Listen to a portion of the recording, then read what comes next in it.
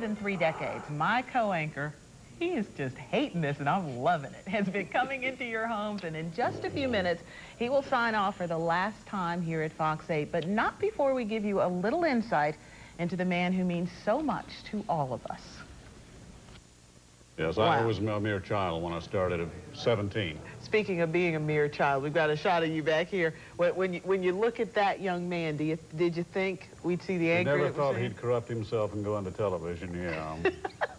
I think I was about 4 years old then. Really? But after a stint in radio and the military, Fred Blackman was on his way to becoming one of the best-known voices and most recognized faces in North Carolina television history. It started at WTVD in Durham. Well, my first job there was weather.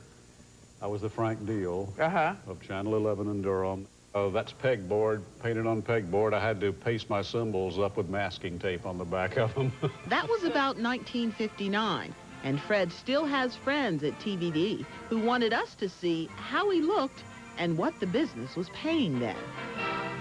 But as a self-proclaimed news junkie, he'll tell you it wasn't just about the money. That's the great thing about this job. You can there's something new every day. You can like the tumultuous times of the 60s.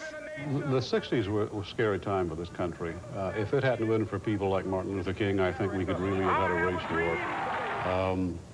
One of the tapes I think you have is an interview with Bob Brown from High Point, who was a close associate of Dr. Martin Luther King. Bob Brown is a gentleman, and I do mean a gentleman. He told the story of his involvement and Dr. King's involvement in a most lucid and fascinating way. He's also talked to the Burlington man who invented a way for all of us to see the first man walk on the moon. I talk to these brilliant people, and it makes me feel and know how inadequate I am. I've got to tell you that. You're humble. You think? I do think, because you're talking about all these people being brilliant. You're talking about all the impact. You impact a lot of people, too. I mean, you run into people every day. Everybody around this station, you know, they'll call me Carol. They'll call Neil Neil. You're Mr. Blackman. And that makes me a little uncomfortable, too. It makes me feel old. And, of course, we all know that I'm not. No, Fred, we think you're ageless, especially when we look at your hair. Really, my hair was pressed down flat there, but people really thought I wore a toupee, and I've had several people to pull my hair to prove the point to themselves and get a big surprise. In truth, Fred has always been on point, both on the air and in a 40-year marriage that brought the Blackmans 3 sons. The youngest 2 are doctors, the oldest a print company executive. Not bad, huh? Yeah, not bad at all. Not bad at all. I'm a very blessed person, and I do mean blessed. Not luck. It's a blessing. And we have been blessed with nearly 32 years of Fred Blackman being at WGHP-TV. What is it that you want the viewers to know and remember most about Fred Blackman and his time in television and radio? That I did the best I could possibly do. I gave 100% every day, no matter how I felt, no matter how I was treated. I tried to be fair and factual. And I think that's all you can expect of someone in news.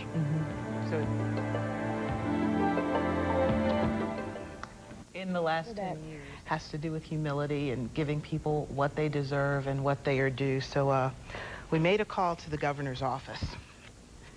And for you, Mr. Blackman, and I'll show this to the camera and I'll show it to you, this is the highest civilian honor that you can get in the state of North Carolina. It is the Circle, the Order of the Longleaf Pine, and it says, from Michael F. Easley, Governor, reposing special confidence in the integrity, learning, and zeal of Fred Blackman. I do by these presents confer the Order of the Longleaf Pine, and I really do hope I can get through this, with the rank of Ambassador Extraordinary, privileged to enjoy fully all rights granted to members of this exalted order, among which is a special privilege to propose the following North Carolina toast in select company anywhere in the free world.